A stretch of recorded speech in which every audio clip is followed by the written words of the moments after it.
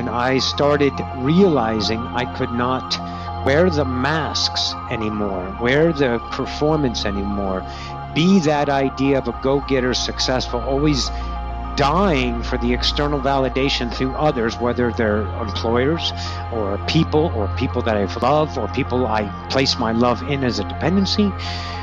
I realized I can't do that anymore, and the discovery of an infant persona that lies within all of us, behind the mask, beneath the ideas of the obligations and responsibilities to the human collective norms, lies a creator, a forgotten self, a self that doesn't need to be honed or constructed.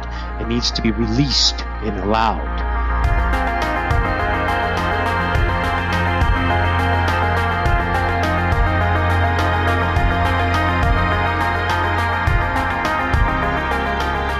You're going to take a journey of truth. Do not be afraid of you, because you will only know more of you.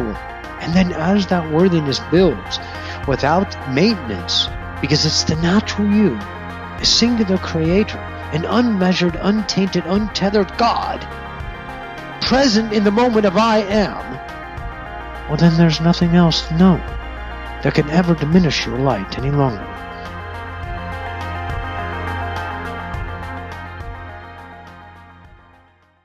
Ever wonder if there's intelligent life elsewhere in the universe? Well, I have. I've been wondering since I was a kid. My name is Reuben Langdon, and on March 29th, 2007, in the middle of the day, I saw a number of strange objects in the sky.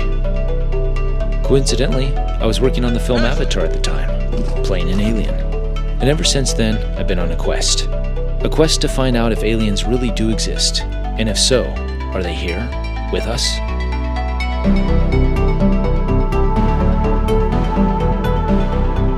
If beings of higher intelligence are here, what is their purpose? Why don't they make themselves more known?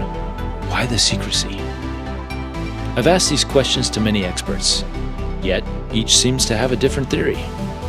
So I thought to myself, why not ask the aliens directly? So that's what I set out to do. Well, sort of.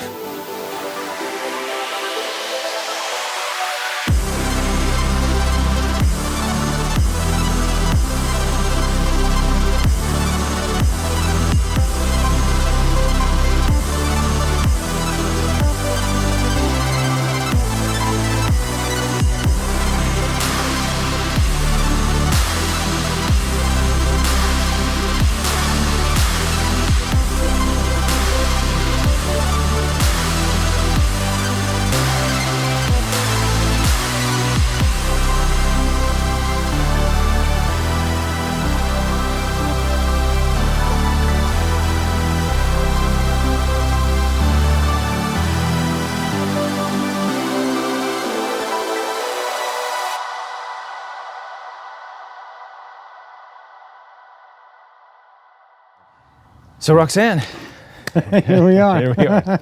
Thanks for doing this. You're welcome. I'd love to sort of just get to know you a little bit and talk about your work or your play. And Definitely play. Yeah. Oh yeah. Well, first of all, tell us. We're here in San Antonio. San Antonio, Texas. Yeah. And this is home for now. Yeah. I love it here. I don't think I want to leave. I mean, I might leave, of course, but right now it's a really cool place. It's got a great vibe. It's a big city, Mm-hmm. but it's laid out and the highways are awesome. So I dig it here. Nice. Nice. And have you been here your whole I life? moved here in 2012. Okay. I left. I was in Las Vegas for 11 years. And I was in the car business, and I transitioned in 2010 and stayed on my job for another year and plus months. And then time for me to leave that, apparently. Right. And then stayed in Vegas for a few more months, and Mom and Dad said, why don't you come out here and see if you can get something going. And it was funny because, the intention was to come out here. I was, veteran, 5 years. This is... military city USA. So the job opportunities look good. I was in the car business. I tried several places to get the car business, but it's tough in such a public view. Well, that was my perception then. Right. Tough in the public view to get a job as a transgender, and I'm not passable. I mean, I'm not going to say, that I'm anywhere close to being the idea of a passable transgender, but that doesn't matter because I'm happy. That's for certain. So try to get jobs out there in the car business, came over here, tried here, applied with the military or different Department of Defenses, civilian idea, military ideas, and no luck. And then just synchronicity sunk in. Mm-hmm. My unemployment ran out. My mom and dad said, well, we love you, but you got to go. Because I was living here. Right. And I was infringing upon their retirement, which I understand, Yeah. Because now I'm going to start costing them money because I have no other income.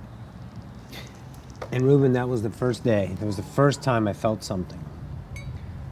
When they said that, my ordinary Roxy/Roy self would have reacted, but I didn't. I had a sense of peace. Oh my God. It was like the first time I tried on ladies' underwear in the mirror. I knew. I was done. I was like, oh, that kind of thing. The same sense of peace. It was so beautiful. And I said, okay. And it's 3 weeks later, and I'll tell you, the result of 3 weeks from that peaceful thing was I got an apartment through the housing program. I got food stamps. And I got a job in all 3 weeks' time.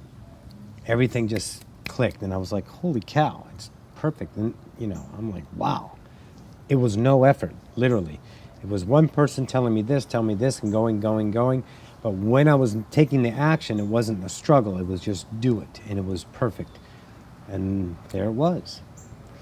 And during that time, I moved out and moved in the apartment and started my job. It was a training for 2 months. I had joined an idea of a guided meditation group. And that was with Wink Carlock, wonderful awake lady that helped quite a bit, introduced me to my, the lady behind the camera on my videos. You all know her as Rita. And that was my awakening time. And as soon as, she said, I remember this distinctly, when we were having a guided meditation and afterwards we were sitting around talking, she says, you create your own reality. And that was that kind of like trying to fit a round peg in a square hole. I was like, what? But there was so much intrigue. It wasn't immediately pushed off. It was like, can you talk more about that? Right. And through the times, she introduced me to channeling Bashar, Abraham Cryon, just different ones start coming up. Rob Gauthier with Treb. At the time, it was more Treb than Ardif.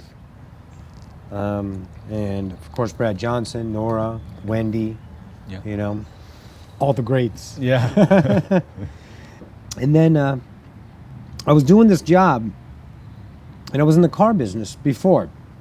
So I was making, during the heyday of the car business, 140, 150,000 a year. I had the house, I had all the stuff that defined you. Right. That, come to find out, is not very valuable.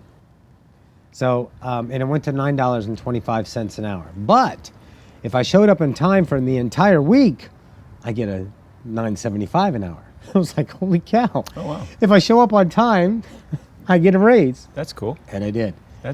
Yeah. I like that. Yeah, I like that too. I should have used that with my employees in the past. I know, right? So I stayed there for the 2-week training, and I was on the job for 2 weeks.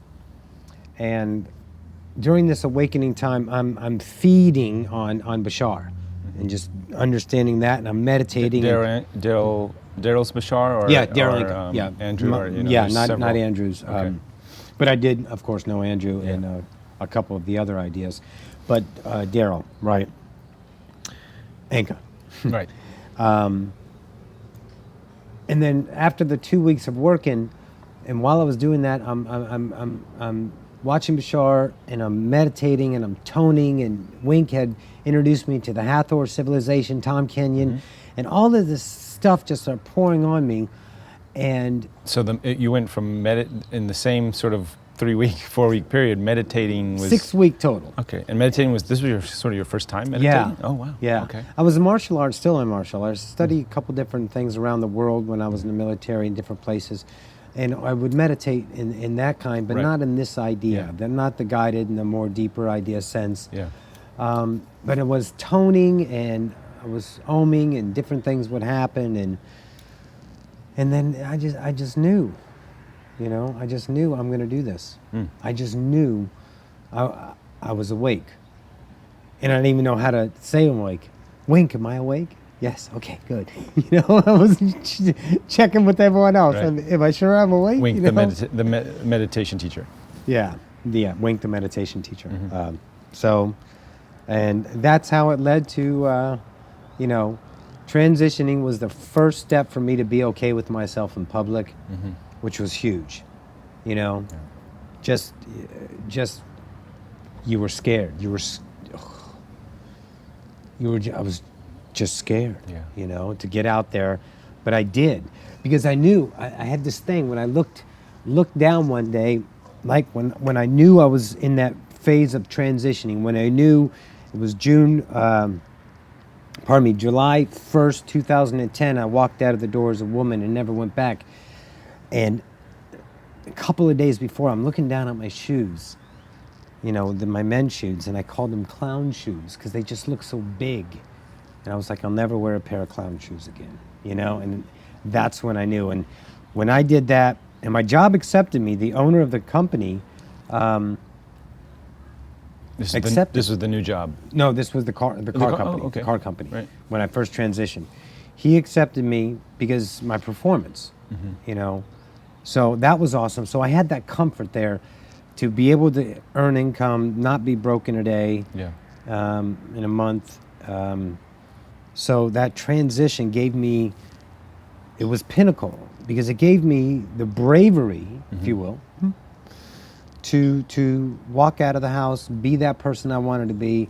And then when I transitioned into the idea of channeling, before I started channeling, I didn't know I was going to channel, and then it came. And then when I started channeling, I had no fears about putting it up. Because I went through that idea of acceptance Right. and the idea of transgender. Yeah. So that was An easier synchronistic. transition. Yeah, Yeah. it was perfect to put my videos up there. I created a YouTube page. I started the channeling, and I just put it out there. And who came out first? Who came through first? Well, actually, it was a Parisian civilization. Here's how it played out. I'm laying in bed one day meditating. Tom Kenyon has this meditation called Atheos. Atheos meditation, 5 minutes long, and it's just this oming tone. So I'm doing that. I'm, toning along with it. And I noticed something one day. I'm listening, and I'm hearing the frequencies. And as I'm listening, I'm hearing words. And I'm like, and there's information. Not just, hey, Roxy, what are you doing? That kind of thing. Right. It was information, and I hear different ideas. I couldn't quite tune. It was like background chatter at a party. Right. I heard it. I'd have to listen in and get a few words, but it was a conversation going on. And that was really cool. And then, that in continuation of that, I was toning one day, and the tone started, it was very long and majestic and loud and thunderous and beautiful. It's just, my throat would just shut down. I'd do it again and stop. And then, in that idea, a language. I start speaking this language, and I was like, I would try, as soon as I tried to tone again, blah, it would come out the language. Oh, wow. It's like Koshna Poriento Kumata Shna Maka. So thank you for doing this. We welcome you aboard. So that's this language, Parisian.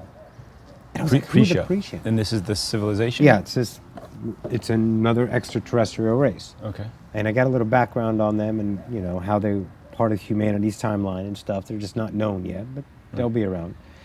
So they were doing this, and I would speak, and I would hear it in the language. It would translate. It was just wonderful, and it's like I knew the language just like I know English, and it was just really cool. So I told Wink about it, and Wink came over to my apartment, and she heard it, and I said, just ask me anything. Right. They're right there. Right. I could see them in my mind's eye, they were there, and I was like, Wink asked a question. Wink would ask a question, and they would give me the answer, and I'd translate it and give them the answer, and it was like, give her the answer, and she was like, holy shit, this is awesome. So that day, then and there, she called Rita, and Rita came over with a camera, and that was the first idea. Oh, nice. And then that was that. So I channeled in kind of a translation. Right. The group of people would get in the room, they'd ask questions, I'd talk to them, translate it, speak in their language, they would speak in that idea like that. Now, I know they understood English. I know they had that telepathy thing. They were all encouched in this, but it was for me. I see this. So the language would come out first?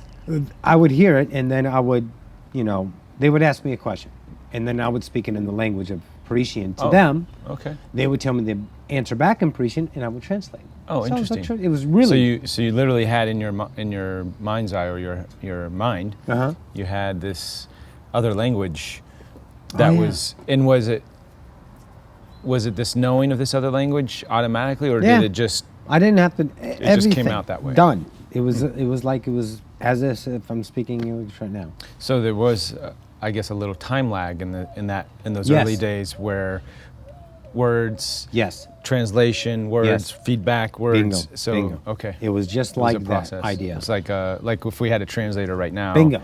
And Same idea. And I'd have to go through them to speak to you. Okay. And I realized, the information was coming, and I'm getting validation, out of 4 or 5 people, whoever showed up for those idea sessions that we started having. And like 3 days later, an entity pops into my mind and goes, hi, I'm Hugh. And I was like, whoa, hi, Hugh. And he goes, I'm going to teach you how to be a conscious channeler. Do you want to learn? And I was like, oh, yeah. I mean, there was nothing else I wanted to do except channel. And he goes, okay, well, so he took me through the process of the ins out, the idea of the doubts, how it's going to be. They kind of put me on a little bit of a delay. So in other words, when I'm speaking, I wouldn't perceive I'm speaking until a couple seconds later, so I can see where the conversation goes. Because what I noticed among the teachers, the channelers that I'm teaching through Sylvester in the class, they get a little bit held up because they know where the words are going, but they're not sure. They hear the words, they channel the words, but what they do is they think ahead, and where's this going? And they might try to fix the word, and Right. They don't trust the information yet, which I didn't trust the information, especially coming from the idea of non-translation, which I was first birthed with in that idea. And then, so they kind of put me on a delay, so I would see where the conversation is going and then go, oh, okay, now I get it. And then I wasn't jumping away, that kind of idea. And then there's no delay after a few times of that. And Hugh was the first idea I channeled. And then Osifius came in pretty, like a couple days after that. Oh, and, wow. Just days after. And Osifius just told me, hey, I'm this, and this is what we have. I'm part of a collective oversoul that you're a part of called Fire, and my name is Osifius, and I'm an individual singularity in this idea and channel, and then you're going to be a conscious channeler, so I'll be kind of like the doorkeeper or gatekeeper, this person's coming, so here it is. And he wasn't like telling anyone no. Right. He was like, introduce me to the vibrations, because different vibrations are distinct, much like I can see you and I know you're Reuben. Right. You can look at me, you know I'm Roxy. But it's a signature vibration of feeling, So I get that feeling, and if it was, any of the entities, Mother Mary, David, Jane, Osifius, Sylvester, George, Chuck. these are all different entities. Buford, Buford. There are And vibrational even signatures. I've even heard some Elon channelings from the Ssani. Yeah, I had the Palia and Elon came through. Elon only came through a couple of times, and I had a talk with him, and I said, I had fear, I had doubt about it. I was like, really? I mean, Andrew did it, and that kind of idea, and for me, he goes, I just want to say something. And I said, okay. You know? Yeah, there's others out there too that are a little. sure. Yeah, that have been. And I love it. Yeah. Yeah. And I'm sort of, it fascinates me because I interviewed Ayako Sekino-san from Japan. Yes. Who used to channel Bashar. Right. But she has a very close connection to the Essassani. I guess Yeah, it's the Essassani civilization, which is a hybrid, 10 generations of, hybrid of humanity. So they're extraterrestrial, not alien. Yes. The difference. So anyways, so that Essassani is a collective. And remember, Bashar means messenger. Right. Bashar is not the entity's name, so anyone can channel, quote, Bashar, but they're an individual within the collective whole, and they do seem to have the same idea of flavor, I mean, mine came through, was Palia. Palia was another Essassani being? Yeah. Okay. And I've channeled her now and again. Okay. More, pardon me, more so at the beginning, but not so much now, but she still makes an appearance now and again. Yeah, it's fascinating. I think especially with I'm finding the Essassani channelings very interesting because I've interviewed Ayako, I know Daryl. Sure. How was Daryl? I haven't. It's been a while. He's been working on his documentary. Right. So, so I know that's coming out soon. Cool. But there was a lot of delays and work to be done on that. So he's been very busy with that stuff. And then I haven't spoken with Andrew, but I know of Andrew's work and your work and others on the internet who are a little less known, right? Who are also doing the idea of Elan and other, which is great. And Essasanis. I've even had sort of an idea of the Essassani come through me at one point, and I find that fascinating. It is. It's just all of this is, and it's so shifting, and there's more channelers coming online. Yes, I love it. So when you channel now, you're still present, so to say. You're not doing full trance. Oh no. You're there, and you're able to kind of switch back and forth a little bit. It's like I'm here, and I'm like listening to the conversation. Although I can, while the conversation is going on, while the channeling's going, I can talk to whoever else is there.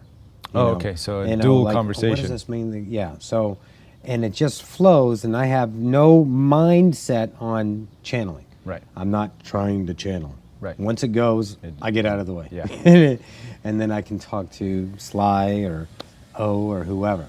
Even O's channeling, I can still talk to Osifius, which is really cool. So Osifius can be coming through you, and at the same time, you're having a completely separate conversation. Absolutely. With him, but knowing what this conversation sort of is about, so you're not completely checked out. Yeah. You can, unlike Rob, who completely checks out. Yeah, he goes up and hangs out with them. I call it going fishing with Treb. Right. Going fishing so with he Treb, goes fishing, and then he comes back and how was your fishing trip? Right. Which I think is great. Right. Yeah. But and Daryl, I think is sort of the same way. But it seems like everybody else now, and especially the new channelers, yourself coming online, seem to have this more of a presence and awareness. Yeah, a conscious channel. A conscious channel. And I think here's the reason why I believe in my reality that is relevant. It's awesome because I get to experience it from the idea of me. If I'm out, I have to go back and watch it. Right. However, the validity of like the raw material. Right. And that came through the raw material. I forgot who. I can't remember. Okay. Carla. I'm sorry, Carla. Right. Carla, and then Jane Roberts with Jane Seth. with Seth. Right. So that information, validated starting in the 70s. And here we are in 2016, and now it's becoming more and more acceptable. Right. The benefit for the conscious channeler in my world is I would want to be a conscious channeler. I thought I wanted to be a trance channeler, and I turned out to understand to myself that I'm just doubting my own idea. Right. Right. My own, am I getting in the way? Right. And whether I am or not, I don't care anymore. Right. Because I'm having a good freaking time. I love channeling. I love the information. I love the ideas that it's doing it. So it took me through an evolutionary process in and of itself for myself, my own evolution. And it's my world and it's my evolution, and I love how I did it, So for me being presence in others, you go through the idea of not only the message, but the vibration of the entity that you're co-creating with, sharing, becoming this new idea of an expression, just beautiful. And you're in the present moment, you're seeing different things. It's like when I'm channeling 4 people and I'm having sessions, we tune in with the higher self at that session, and I get to see the images of everything that's going on in their life. Right. And it's a magical mystery tour. I mean, I get to see everything that's going on with them in that idea. And Sly's talking, and the other higher self are communing, and I get to see these worlds. Right. And it's just, can't replace it. I've asked this to... I want to be in the game. I think I may have asked this to Ardif about sort of this idea of multitasking and fractalizing yourself into doing too much. And we have this idea in this earth plane now that multitasking is sort of a bad thing. Because you're not as focused as much. But it seems like as we go higher in consciousness and we understand our multiple, now lives, we are, in a way, we're already fractalized, I guess, but I guess we're just becoming aware of the multitasking that's happening. Is that how you see it? Yeah. And so when you're it sounds like there's a lot going on when you go into the channeling with, being with the entity and then seeing all these other things that you just said. Do you find it confusing at all? Does it get confusing, or just it's just a flow? It was, well, I didn't do it until I understood it. And once I understood it, it came naturally. I see. Okay. As long as I didn't try to make it happen or figure it out, it developed on its own. So, because it's what we are already. Right. Think about it. Yeah. The one thing that was the coolest epiphany idea during the conscious channeling is the thought blocks. Thought blocks. Explain that. Thought block is, here comes the idea of the entire channeling, 20-minute channeling. And it's encompassed in one word. Yeah. Okay. And then I get the entire thing. But I can't speak it the entire thing unless I speak one word at a time. Right. But telepathically, we are connecting like that. And that's why I think people can finish other people's sentences. Right. That's why I think they have the idea, because that connection of that co-created now that we're catching up to in time, everyone involved in that focus now knows it all. Right. Because it's now. We all know it. So we're kind of tuning in more and more telepathy and idea. And you get that thought block and you know the entire thing. And now I see, they give me an whatever the channeling is going to be about, like Billions of Earth that Osifius channeled a few weeks ago. And he just said Billions of Earth, and it was like, but I can't down here or in this. I have to chop it up a little bit. Chop it up and put it in time. Right.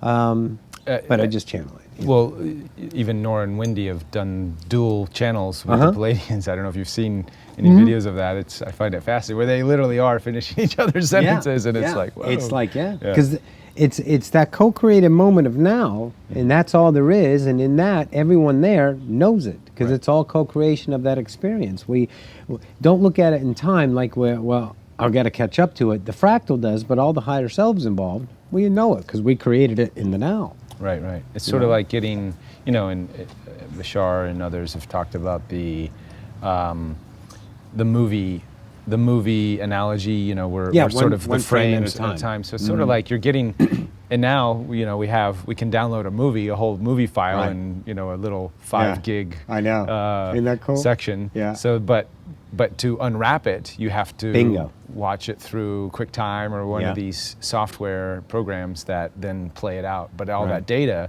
it's in that nice little compact file. So they send it in, and those movies are being transferred wirelessly over our internet every day. So we're just the same concept. Same idea. Okay, that's cool. It is very cool. Yeah, that's very cool. So it's because this is all, I guess, it sounds like it's been pretty recent, since 2012, is it? I started channeling, it was 2013. Okay. I stayed with my parents for a year. In May of 2013 is when they told me I got to go. And by the end of May, beginning of June, I was out and in my apartment, had the job.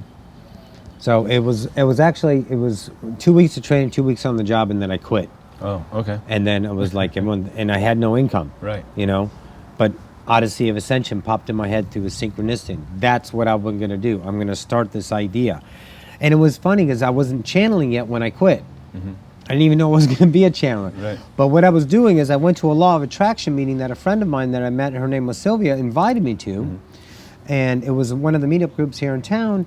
And after, I went to the first meeting and they went around to introduce everyone. After I spoke, the leader of that, or the facilitator, says, hey, I would love you to speak. You just seem to have it. Yeah. And that was the coolest thing, is because when I was in the sales business, and especially training my salespeople, there was no way to do it. I just had it, and I would just channel it.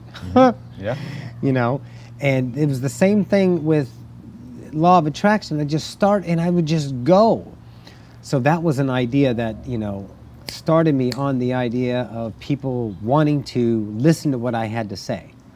Because it's not the messenger, it's the dialogue. Right. If the dialogue has, love, it's not for an egoic purpose, or especially preaching. Oh, we're so done with that. Yeah.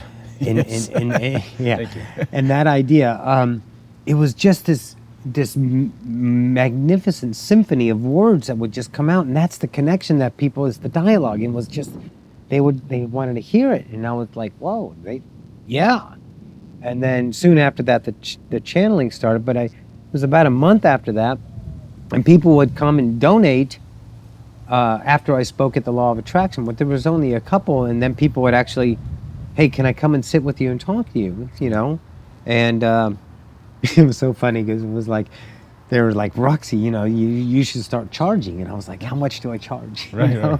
And I was so scared. I was asking for $60 for an hour. And I was like, oh my God, $60 an hour. Yeah. That was a big frickin' step for me. Sure. And it turns out, of course, it's your value. Yeah. It's the value of yourself, Yeah. And I was thinking, well, spiritual people are poor. They can't afford me. Right. Well, what a nice reality I'm creating for myself. So right. I learned, I said, wait a minute, it's a co-created world of a bubble in the now that's infinite. There's a billion Earths that I can shift to. So through my evolution, I realized that now, but that was a great stepping stone to see, the self-value and work in that. And then when the channeling started, the YouTube started. People start calling me this and that, and then people wanted sessions. And then I got help from Simon over in Australia. He revamped my website, raised my prices, says you're much valuable than this, So we raised my prices to $140 for an hour, and I do $195 now for my channeling classes, which the students say, Roxy, you need to charge more, put an ending on it. And I was like, it's not about that. That's the one thing I found out. It's not about that. Yeah, I do charge because I want to eat. Yeah. I want to buy my shoes. Yeah. I want to save up for my boobs. That's what I want to do. Right. But I don't, overprice and cut people off. It's like, I don't want to feed it lack, Yeah. And that's why, I've had suggestions to charge for my YouTube channels or put it on the episodes. That's not my rodeo. Others rock and roll. I love it. Yeah. But I'm going to put that up there, and it's going to be out there because I have no lack for that.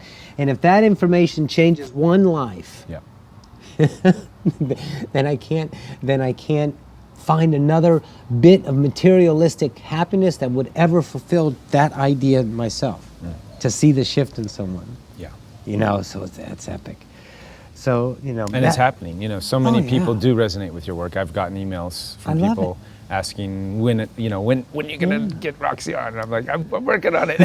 So, I love it. Yeah. I love doing it, and people, I know that I'm changing lives, but I'm changing. So since I'm changing, my reality changes. Yes. My reality changes, and I can see the change in my reality, and it's epic that this world works that not even this world, creation works that way, and I love it. Prior to the channelings, or I guess not even prior, but I guess more recently, I've noticed in Osifia's teachings that they often talk about this sort of reality bubble, and that goes into quantum physics. Sure. With the whole idea of what's that book? is it Michael Tellinger? No, not Tellinger. The book, The Holographic Universe. Yeah. I forgot who. I don't know who, but I've heard of the book. So that whole concept, which came out in the 90s, talks about. And Nassim is doing good work on that. And Nassim's doing great. There's Great a lot work of on that. great, I just came from a conference that seems to be, the scientific consensus is we're moving into this quantum reality where there's this field of infinite potentials, and you literally are moving from one reality to the next. Well, when Tesla said that and Einstein said that, if you want to understand the secrets of the universe, start looking at it in vibration and frequency. Sure.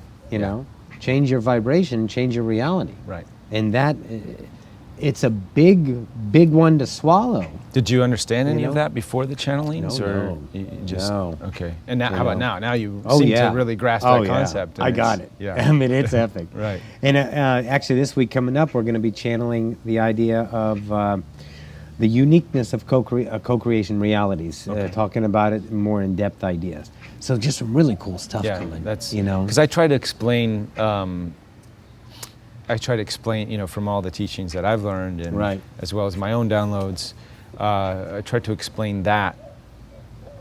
Your vibrational frequency creates your reality, and you're in your individual reality bubble. But the interesting part is that I haven't sort of I kind of got the concept, but I haven't been able to put it into words, is what about the other guy? What about the co-creation process? So maybe we can get a little bit of that later today in the channelings. Sure.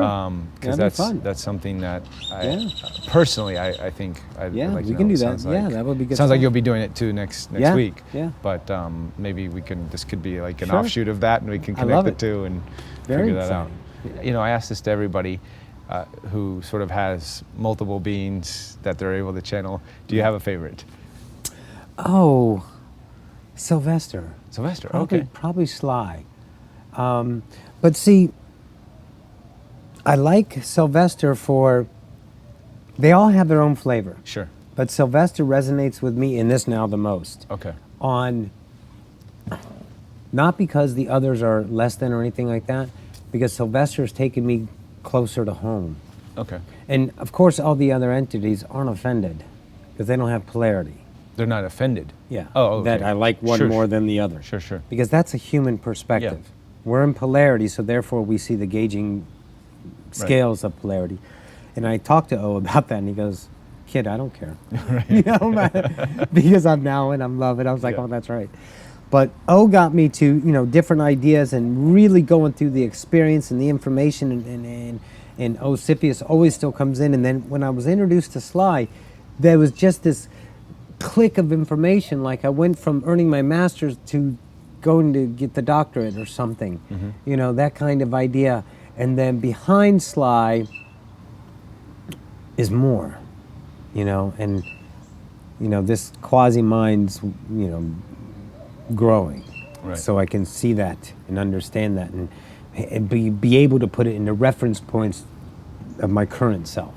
Because anything that's out of bounds, I can't perceive because I have nothing to translate it, nothing to reference it to. And Sly's moving me in that direction, And is Sly a collective? Yeah, he's a big-ass oversoul, I guess. Okay. He's way up there. Yeah. I mean, for structural purposes, is Osipius, fire, out of fire is Sylvester, or out of Sylvester is fire. Okay. But Sylvester is, and I'm not Sylvester. Right. And that's where I'm working on it. Okay, so... Like Roman came through. Right. And Roman says, I'm the expression of you, Roxy. I'm Roy. I'm Roxy. Roy then, Roxy now. Right. But I'm also Roman. But I'm you. And that's where it's going, is there's an expression behind Reuben. There's an expression behind the oversoul. Yeah. There's an expression behind that. Right back to the individual one. It's all that idea vibrated, let's say, energy of expression that creates in every individual singularity, leading back to the whole. And I just now I got an understanding about it.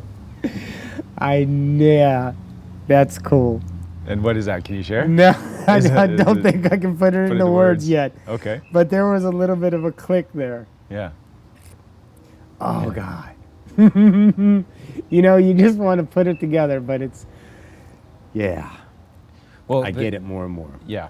No, and the same. We'll the more, elaborate, though. the more I That's coming. listen to the materials, and the more you sort of live it too. You know, taking action every day and sort of implementing these teachings and. Yeah, I live it. Yeah. I live the fear. Yeah. I love the fear. Yeah. Abundance was an ass kicker for me. I mean, I'm telling you, you know, it was like I was so afraid of money and charging money and accepting money and the guilt about it. And I just worked through it, and it was like, you know, you're being taught to save all your life for a rainy day. Right. And if you put that vibration out that you have to save, you're going to have to save. Yeah. And you're going to use that money for something. Yeah. And then, you know, O said to me one day, spend what you have in the now. Yeah. Because there's an infinite number of nows. Yeah. The money is paper that's vibrated. Right. That's all it is, and it's my earth. Yeah. I get to create my earth. I get to put the things into place. Right. I trust this guy, Yeah. the higher self now. So I was moving in that direction and understanding that I don't have to save and I don't have to fear, and now it flows. I still got a little about this and that, Sure. but compared to what I was, Yeah. I understand that abundance comes in all ways. I remember my truck got repoed. I took a title loan out on it before I quit to have that extra money.